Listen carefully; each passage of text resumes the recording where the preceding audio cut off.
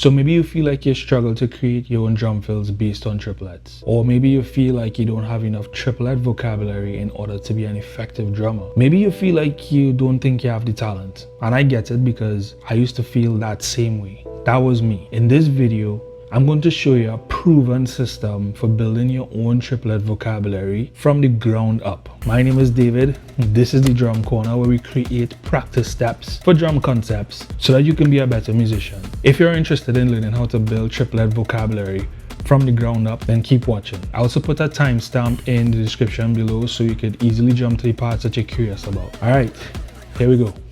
Alright, so here's the premise. Note rates, note values, or subdivisions, they all mean the same thing. They are to drumming what letters are for the English language, the most basic components. And so for the most part, all of our ideas on drums, drum fills, drum solos, they're all based on three major note rates: 16ths, 32nds, and 16-note triplets. So it will make sense to gain confidence in speaking in triplets, right? The first step is always to hear, always to listen, always to absorb, and the next steps are what this video is all about. Identifying the basic components of triplet language so you don't have to rely on memorized licks. You can just build your own. Now, one of the biggest revelations in my life as a drummer and educator is the concept of organizing ideas into groupings. I like to call this group work, and if we look at groupings of 3, which is what triplets are based on, there are 8 stick-ins just based on our hands alone. Right, right, right.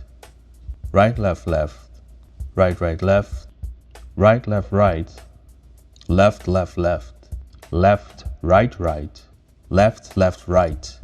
And left, right, left. Now, it may not seem like much, right? But just like we get thousands of words in English based on just 26 letters, when we combine these groupings, there's a whole new world of patterns or words. Some will be familiar and some will be new. I'm going to show you a few practice steps, and then later on in the video I'll show you a couple combinations and then applications. Learning these patterns is just the first practice step in creating triplet vocabulary, but I don't want you to just sit by your kit or your drum pad and just mindlessly repeat these phrases over and over. There's actually a process to practice in, and I spoke about this process in my last video, how to transform your drum practice. So if you haven't seen it yet, pause this video, go check it out, do it, and then meet me back here for the next practice steps in this video.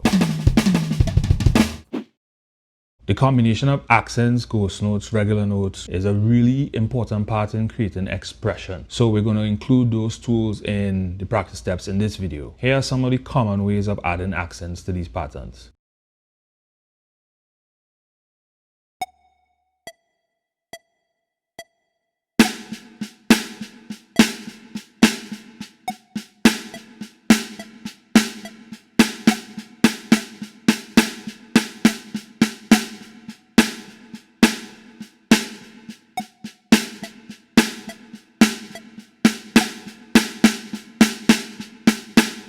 Now let's play the same patterns as 16-note triplets.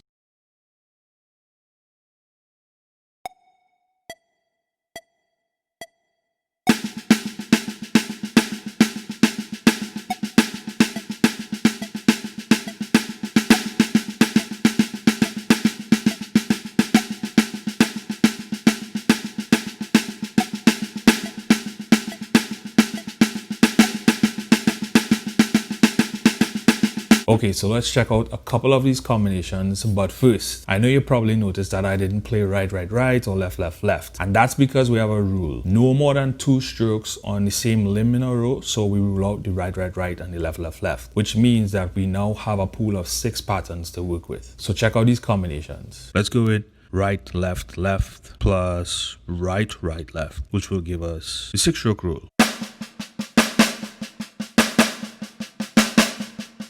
Or let's say right, left, right plus right, left, left. That will give us a paradiddle diddle. Now here are some of my favorites. Right, left, right plus left, left, right. Give us this cool phrase. And right, right, left plus right, left, left will give us basically a 6-stroke rule reversed.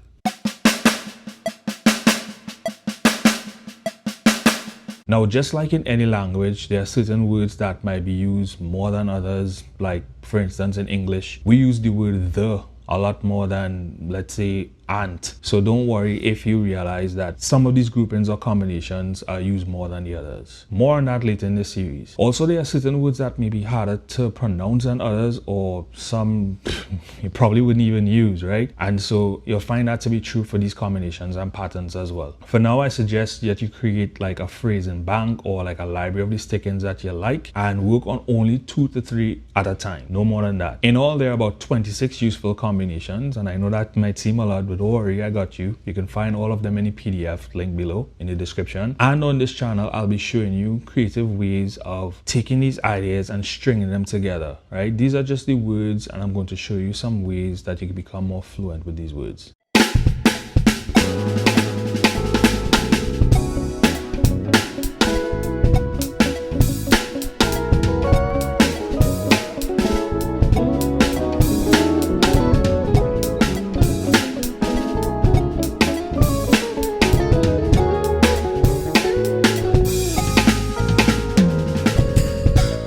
Now, one of the reasons why I'm doing this video is because this system really opened up my eyes and my ears, and I was able to understand what my favorite drummers were playing, what they were doing, because I now had a library of these smaller words that they used to string together to create longer and more complex phrases, right? And the cool thing about vocabulary is that you don't need to know every single combination in order to communicate. That being said though, I suggest you spend your practice time getting really familiar with the 6 patterns, and only then you should move on to combining them. That will make your practice time go way faster, way smoother, and it's better to have a grasp of the basic components before you start combining them. You'll also hear familiar patterns like the 6-stroke rule or the paradiddle diddle. You'll even find creative ways to change the accents, which will give it a different flavor. I also recognize that a lot of drummers don't spend enough time on one concept in order to become more fluent in that one concept, and that's usually because they don't really have a clear process. So if you're interested in practice steps for drum concepts just like the one I showed you today, then be sure to subscribe to this channel and hit that notification bell with a flam so you know when I'm posting. And if you have any questions about anything discussed in this video today, or just drumming questions in general, be sure to leave a comment down below, or you could hit me up on Instagram.